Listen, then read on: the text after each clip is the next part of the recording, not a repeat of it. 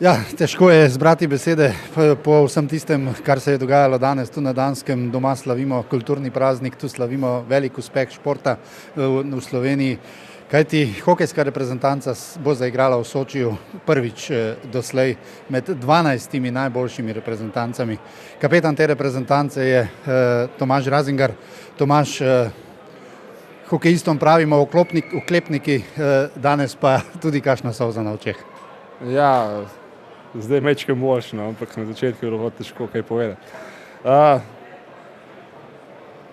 Fajna grupa fantov. Ko smo se srečali na Bledu, sem rekel, da tisti, ki ni zraven, tega ne bo nikoli vedel. Tisti, ki ima možnost biti zraven, se zaveda, koliko je to tukaj veliko. Jaz sem bil z eno nogo že v hokejski zemlji. Pogrešal sem to, veliko mi je pomenilo, da sem lahko prišel nazaj. Lepo je to gledati, lepo je to spremljati. Sej krasno, ne vem, generacije so sanjale to. Danes nam je uspel nekaj, kar je zelo veliko ljudi v to ni verjelo, ampak mi, ki smo se v ponedeljek srečali, smo v to verjeli. Mislim, da sploh ni bilo dileme, da nam tukaj ne bi to uspelo.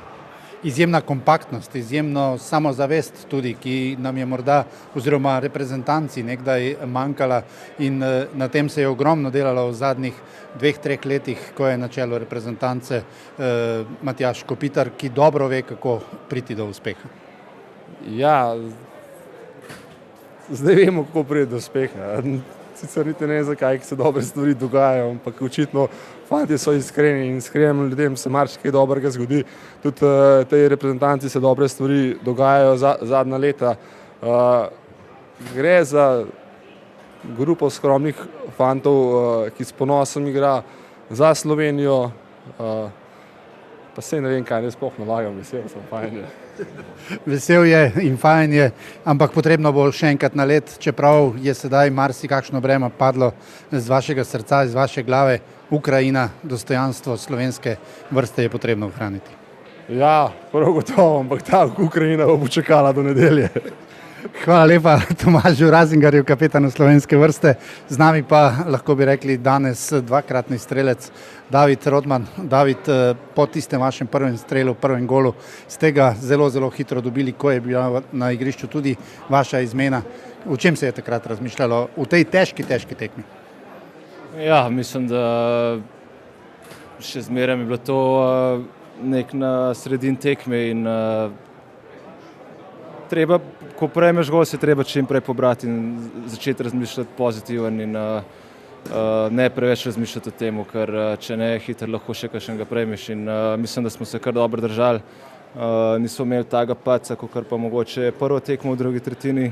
Še zmeraj smo imeli nekaj padcev, ampak mislim, da smo s to našo željo in srcem tekmo lepo pripeljali do konca. Izjemna disciplina. Prej smo se že pogovarjali, veliko je danes bilo potrebno drsati, pokrivati prostor. Ni bilo toliko igre, vsaj v tistem prvi polovici z ploščkom, ampak Danci so izjemno zahteven nasprotnik, hitri v svojih akcijah. Vi pa ste jim, ne bom rekel brez težav, ampak dostojno in povsem parirali. Ja, sigurno. Jaz mislim, da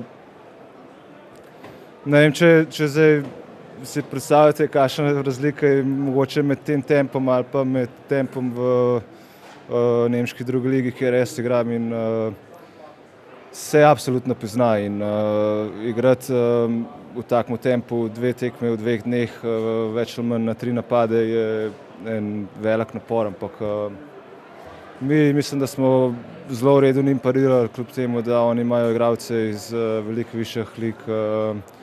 In mislim, da na koncu še zmeraj zmagala ta želja in pa vsi skupaj, vsi smo dali res vse od sebe.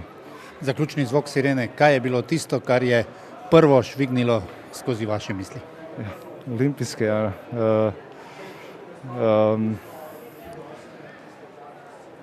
Mislim, da najprej sploh nisem bil siguren, ali smo not ali nismo, ampak ko sem videl, da vsi tako proslavljajo, sem tudi jaz si dal duška. Zdaj boste del tistega največjega, kar je možno v reprezentančnem hokeju. To je še dodatni izziv, to je nekaj, kar bo potrebno najverjetneje še prespati. 100%, ja. Jaz mislim, da se noben še ne zaveda, kva smo mi dosegli. Imamo en profesionalen klub v Sloveniji, mislim, da nekaj 150 igralcev in prideti na olimpijske je res nekaj posebenega verjetno za nas. Uživajte v tem večeru. Hvala lepa.